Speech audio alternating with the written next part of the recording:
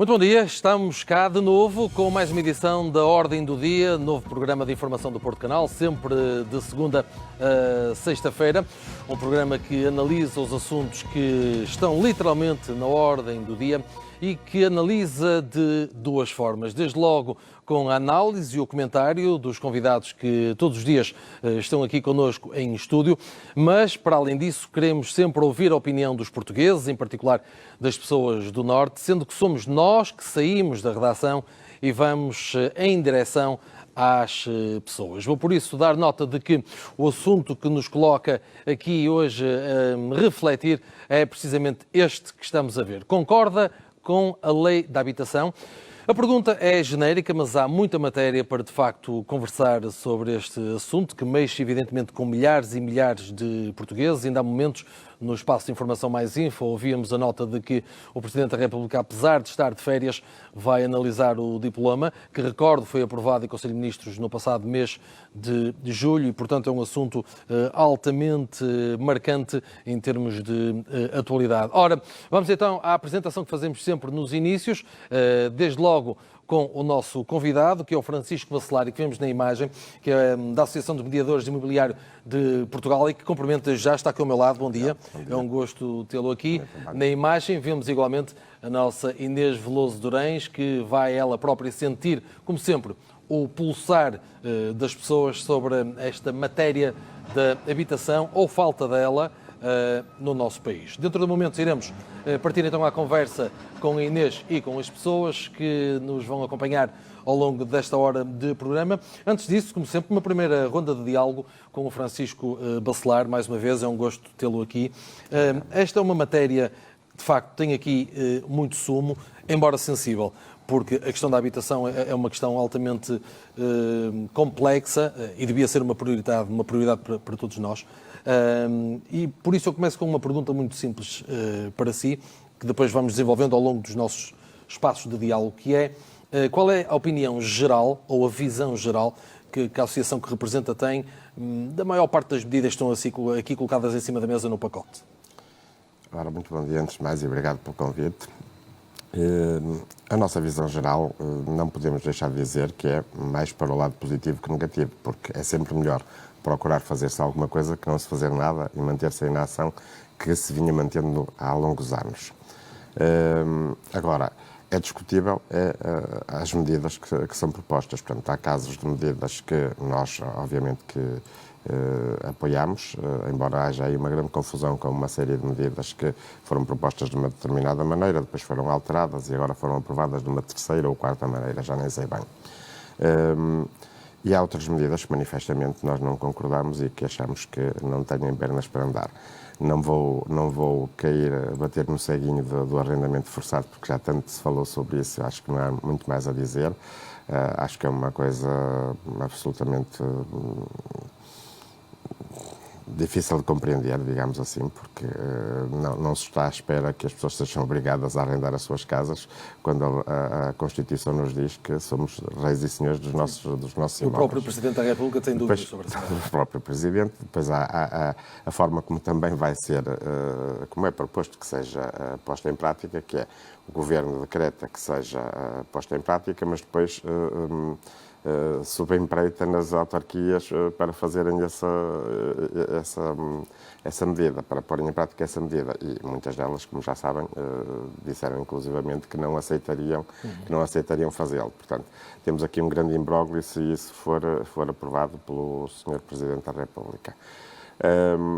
Vamos ver, agora temos que esperar, mas o que é certo é que em Conselho de Ministros tudo isso já passou, na Assembleia da República também foi votado favoravelmente e não era difícil de prever que sim, por causa da maioria absoluta.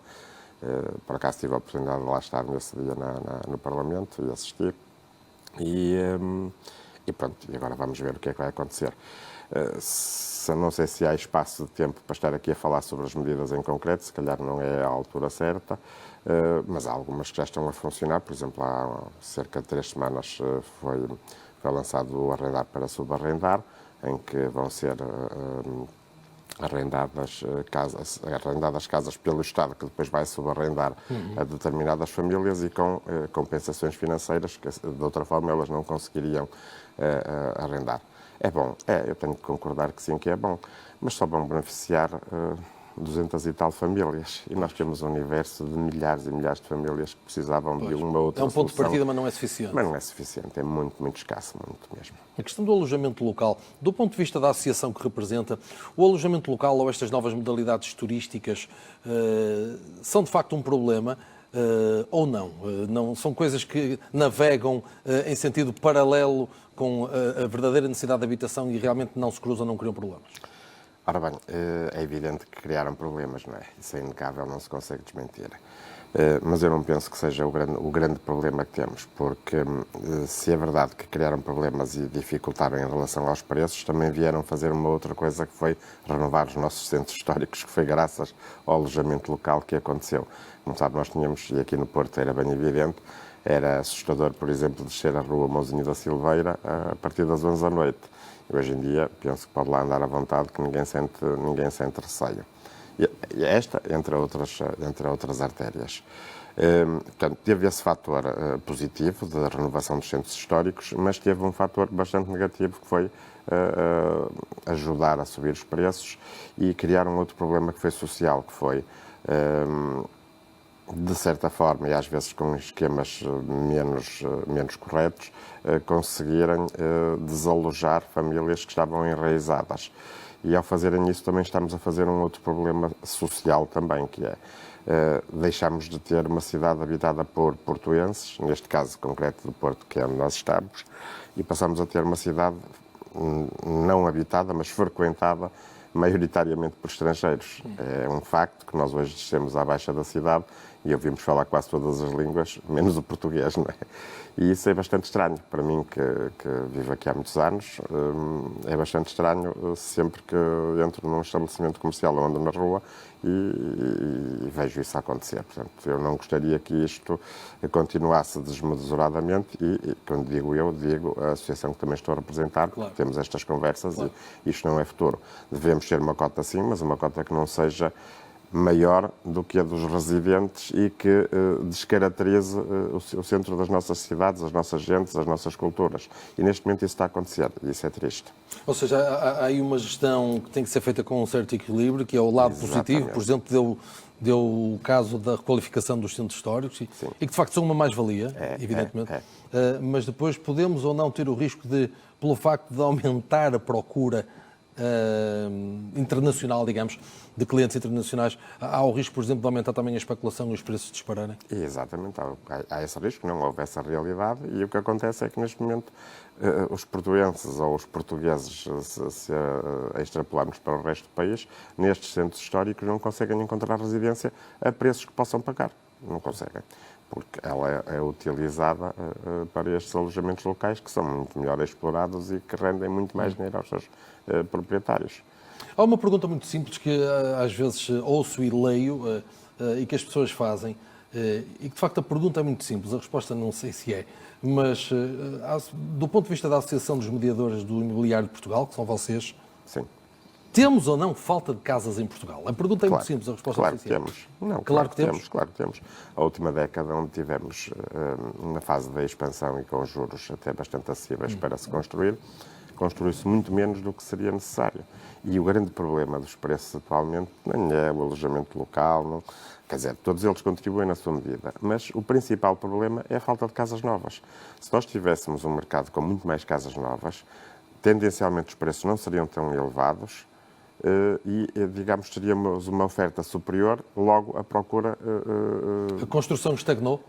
A construção estagnou nos últimos anos, está agora a tentar recomeçar, só que o que acontece é que o que está a ser construído agora e que foi construído nos últimos 2, 3, 4 anos foi construído para uma classe média alta, basicamente. Havia procura de estrangeiros, vamos construir para eles porque eles pagam o que for preciso e é muito mais rentável para quem constrói. Eu percebo entendimento, do ponto de vista da lei do mercado, eu percebo inteiramente. Se fosse construtor, se calhar pensaria da mesma forma e estaria a tentar aplicar a mesma fórmula, porque é a rentabilidade que interessa. Agora, nós temos que pensar um bocadinho mais além, temos que pensar que temos um povo que não vai dormir em tendas, ou esperamos que não vai dormir em barracas, ou esperamos que não regressemos a isso, e eu ainda sou desse tempo, eu lembro-me dessas situações que aconteceram há não muitos anos, não é? E não temos casas para essas pessoas, não temos, declaradamente. Hoje em dia, um jovem casal com rendimentos até àquela classe sexta, de 38 mil euros, dificilmente consegue arrendar uma casa. Porque pedem por um T2 em qualquer sítio, 800, 900, estou a falar aqui no Porto, em Lisboa é muito mais caro, mas falando aqui do Porto, 800, 900 euros e daí para cima, dentro da cidade do Porto. Ora, se tiverem os dois um ordenado que seja de 1000 euros, suponhamos, metade, ou digamos, um dos ordenados vai para pagar a casa. Praticamente na totalidade. Se tiverem um filho ou dois, como é que conseguem pagar infantários, escolas, alimentações? Não conseguem. Claro, está muito complicado. Está muito complicado. Nós vamos já daqui a pouco regressar a essa matéria, nomeadamente a comparação entre as áreas metropolitanas e o resto do país. Iremos daqui a pouco refletir um pouco sobre isso, mas Portugal é um paraíso para quem tem dinheiro. Nós temos tempo maravilhoso, gastronomia maravilhosa, temos paisagens, temos tudo. Mas é para quem tem dinheiro, efetivamente. E aqui nós temos uma realidade que não é compatível. Os elevados preços das habitações, sobretudo as novas habitações, como falava há momentos, para a tal classe média-alta, e os baixíssimos ordenados. Isso é um problema de fundo. Esse é o maior dos problemas, diria eu, porque nós sabemos que lá fora, nas grandes cidades europeias, os preços das habitações, em arrendamento ou em compra, também são elevados. No entanto, os salários são compatíveis com isso e as pessoas conseguem comprar. Aqui não. Há proporção, aqui não há proporção. Aqui não há proporção. E enquanto no final do século passado nós tivemos, por exemplo, para quem, mesmo já na altura havia dificuldades no arrendamento, mas havia a alternativa da compra com aquele empréstimo com bonificação de juros. Nós agora não vamos voltar para isso, esse é ponto assente, ninguém está a falar nisso e se calhar também não é a solução ideal, mas nessa altura as pessoas conseguiram comprar e muita gente conseguiu comprar casa. Portanto, eu não digo que voltemos à bonificação de juros, mas temos que voltar a qualquer situação que permita mudar a situação atual. Porquê? Porque atualmente, nessa época, portanto, conseguia-se um empréstimo a 100%, que eu não aconselho.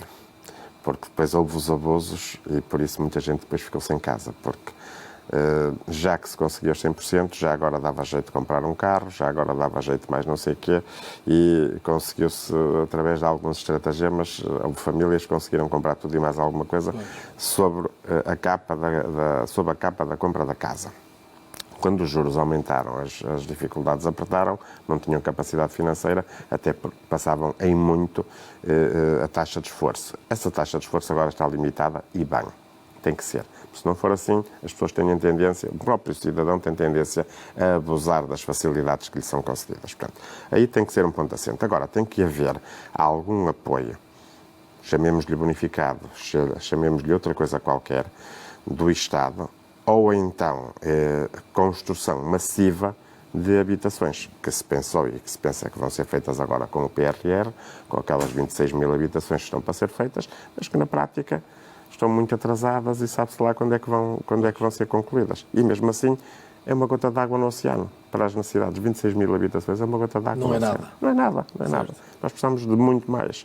E precisamos de alguma forma de apoiar as famílias que até tenham capacidade de endividamento, e eu conheço alguns casos, tenham vencimentos juntos num casal com 2 filhos na ordem dos 30 e tal, 40 mil euros, mas não têm a capacidade para os 10%, 15% que vão ter que ter sempre, 10, 15, 20%, 10% é o mínimo para o financiamento, mas depois há as despesas associadas que são caríssimas. Tentem construir uma casa ou tentem comprar uma casa e vão ver que há uma série de impostos que vão ter que pagar, portanto não é só os 10% da diferença do financiamento, é todo o resto das despesas que podem orçar em mais 5 ou 10%. Quem não tiver essa capacidade financeira ou apoio para consegui-la, não vai conseguir comprar casa e, portanto, o problema vai se manter. E, se calhar, até conseguia, mesmo aos preços atuais, esse tipo de famílias com esse tipo de rendimentos. As outras famílias que têm rendimentos mais baixos, só com habitação social, que é outro grande mal que nós temos neste país, certo. Enquanto que a média europeia anda na ordem dos 10, 12% de habitação social, mas lá a habitação social, mas é uma habitação condigna, é uma habitação média como a que nós podemos hoje comprar aqui, numa classe média normalíssima. Aqui não, aqui se constrói habitação social, durante muitos anos construiu-se bairros. E isso cria-nos um outro problema, que é a segregação, que cria uma série de problemas que vêm por aí fora e que não ajudam nada a fazermos o país crescer e o país ter outro tipo de cidadãos mais instruídos, mais capazes, que os temos também e andam a fugir lá para fora, como ainda hoje vi nas notícias, acho que 128 mil formados migraram para o estrangeiro. Porquê? Aqui não ganham o suficiente, apesar da formação que têm. Certo. Lá fora ganham mais e conseguem pagar a casa e conseguem viver felizes. Não? Voltando às áreas metropolitanas, ainda mais complicado se torna, porque acaba por ser natural, presumo eu, que a maior parte das pessoas tentem procurar a área metropolitana do Porto ou a área metropolitana de Lisboa, com os seus diversos municípios, porque, desde logo, pode haver aí uma maior oferta de emprego. Claro. Pode, mas eu estou a ter muito cuidado na maneira como falo, porque a própria matéria de emprego dava para um programa aqui, não é? Bom, enfim. Mas isso faz com que afastem muitas pessoas dos outros municípios. Isso, em matéria de habitação, representa o quê? Representa que pode ser mais fácil ou mais barato, entre aspas, adquirir habitação fora das grandes metrópoles e muito mais complicado dentro das grandes metrópoles? Sim, sem dúvida. Isso sempre aconteceu, não é? E isso tem a ver com o fator procura sempre. Se há mais procura, porque há mais empregos dentro das cidades... Dificilmente muda essa realidade. Dificilmente muda. Começa logo na base, que são os terrenos. Um terreno dentro da cidade do Porto é muito mais caro do que nos municípios adjacentes. Se bem que já não é bem assim, não é? Mas o que me leva à questão da construção. Eu fiz um compasso porque agora queria encaixar aqui a questão da construção. Sim. Fiquei com a ideia, corrija-me se eu estiver errado, mas da sua reflexão há momentos, fiquei com a ideia de que infelizmente a construção estagnou ou diminuiu nos últimos anos. Se calhar a pandemia também teve aí... Não, eu estou a dizer nos anos antes da pandemia. Já estava? Sim, já estava. Bom, foi uma década mais ou menos perdida em termos de construção. Mas então, aumentando a construção poderia ser um caminho para se procurar resolver algumas situações. E isso tem vindo a acontecer nos últimos anos agora, só que estamos muito atrasados. Mas, aumentando a construção, onde? A minha pergunta é essa. Nas grandes metrópoles ou fora? Olha, é complicado, não é? Não é complicado. E se calhar a pandemia veio-nos aqui trazer uma nova perspectiva. Anteriormente, penso que ninguém pensava de outra forma que não fosse construir dentro da cidade e o mais próximo possível dos centros. Claro que os terrenos não se vejam e, obviamente, os concelhos, e vamos falar sempre aqui do Porto, que é no canal onde estamos, é mais fácil das pessoas perceberem. Os concelhos adjacentes, Matosinhos, Maia, Gondomar, Valongo, beneficiaram muito disso e cresceram muito à custa disso, porque terem habitações mais baratas, os terrenos começavam por ser mais baratos, a construção também era mais adequada à classe média, e as pessoas dirigiam-se para lá e tinham fáceis acessos ao Porto. A pandemia só construiu-se muita habitação sem varanda, áreas pequenas. Já se começou a notar a questão das áreas, porque cada metro quadrado influenciava muito o preço final e então, quanto menor for a área, quanto mais conseguirmos fazer num pequeno espaço, melhor preço conseguimos ter e chegamos a mais gente e vendemos mais. E foi isto que aconteceu. Ninguém pensou numa pandemia, nem ninguém pensou no que viria com a pandemia. Nós agora estamos a assistir, que estamos no mercado e que falamos diariamente com clientes, estamos a assistir a uma situação diferente. As pessoas começam a pensar duas vezes e começam a querer umas varandas, uns terraços, um bocado mais de espaço ar livre, porque quem viveu em pandemia fechado durante meses dentro de uma casa pequena, às vezes famílias enormes, pesou-lhe bastante. E então começámos a assistir as pessoas não se importarem de se deslocar um bocadinho mais, nem que fosse para os outros concelhos, por exemplo. Para ter melhores condições. Mas terem melhores condições. E também uma procura maior por moradias e coisas desse género. E nós aí, nessas moradias, temos um mercado por explorar, que pode ser explorado e que ajudaria muito a resolver o problema da habitação. Estamos a falar das construções modulares, sejam elas de LSF, de madeira, de whatever. Esse tipo de construção tem preços mais acessíveis, porque é feito em fábrica, e logo aí a questão da mão de obra, da deslocação e não sei o que é, menoriza os preços e pode facilitar e pode-se conseguir eventualmente comprar uma habitação, uma moradia, num concelho um bocadinho mais afastado dos centros, mas com muito menor preço do que, por muito menor preço do que uma habitação dentro da cidade, pequeníssima. A última pergunta que lhe faço está relacionada com o seu último argumento comigo, que era porquê que as construções modulares podem ser uma bela alternativa para quem conseguir também, atenção, para quem conseguir. Ora bem, desde logo pelo preço. mas se calhar o principal fator é a sustentabilidade, porque todas elas, as construções modulares que estou a falar, a LSF, a madeira, são muito mais sustentáveis do que a habitação tradicional, em cimento, mas sobretudo a rapidez de execução, porque é feito em fábrica. É como construir um carro. É tudo feito em fábrica, está tudo desenhado, pré-desenhado, tem a arquitetura, vai à máquina, corta com as medidas certas e depois vai ao local e encaixa. O que é que precisa? Precisa de uma base de cimento e a partir dali a casa é encaixada em 2, 3, 4, 5 semanas, depende do tipo de construção e da localização. E a durabilidade? A durabilidade, eu diria que é superior à do cimento, por muito estranho que pareça. Por exemplo, em madeira.